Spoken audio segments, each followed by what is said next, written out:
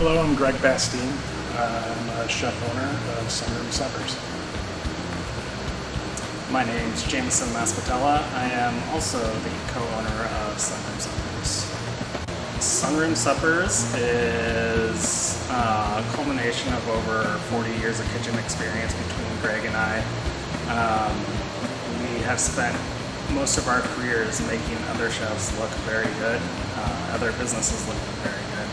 And we decided that we have, or not decided, but we have found through talking that we enjoy a lot of the same things.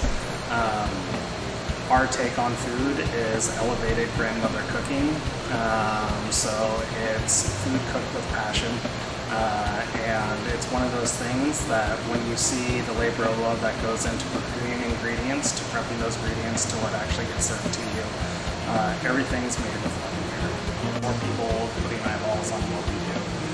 We want to highlight some of the things that we enjoy doing and present them to people in ways that they may not have necessarily had before. Also, just to see the other vendors and what they do, we feel inspired by seeing what other people have as well.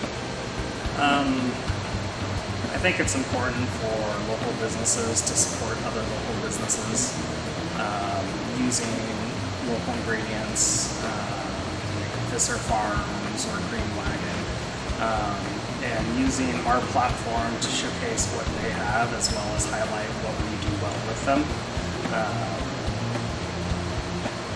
When people know what they're getting and what they're having, we should be a platform for them to get those things, advertise for them, use our business to help their business. We also think that it's very important that we are helping the community learn about these products and learn about the sustainable practices that are behind them, as well as for us to learn, because we have as much to learn as we have to teach. For me, a healthy, sustainable food system means shopping local, buying local. I grew up in the Bay Area, and Alice Waters with Shaping Me was one of my large inspirations. And throughout my cooking career, I have kept that motto. We try to cook within the season, in every season, and we try to buy as local as much as possible. The nice thing with us vending at the farmers market 3 days a week is we do all of our shopping and curate all of our menus by what's in season, and we have built long-lasting relationships with the farmers as we go there.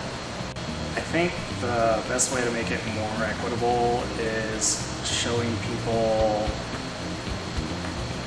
how they're prepared or how they're made. There's not much you can do with a can of pop. You just open it. Not the best thing for you, not the best thing to have on a daily basis. I think a lot of people, when they see raw vegetables and stuff like that, they don't know what to do with it. So it's up to us to present ways that people feel like they can do it at home, or even eat it in a way, or even try it for the first time, so that way they know it's something that they can have. So a lot of that, I feel like, is just breaking down the barriers of what raw food looks like, how to prepare it, and let people realize that it's something for everyone, not just for a certain group. We've also, in the past, offered recipes and techniques to clients that have come up and said, "How did you make that? This is amazing." And we have no problem sending them an email, breaking it down, how to use the product, how to mise out the recipe, and how to bring it to fruition. We have a lot of menus that we enjoy doing. Our big thing is we like to change our menus depending on what the needs of the client are or the event that we're doing. But I think our favorite right now is our current Fulton Street Market Farmers Market menu. It highlights a lot of dishes that I grew up eating and cooking with my grandma.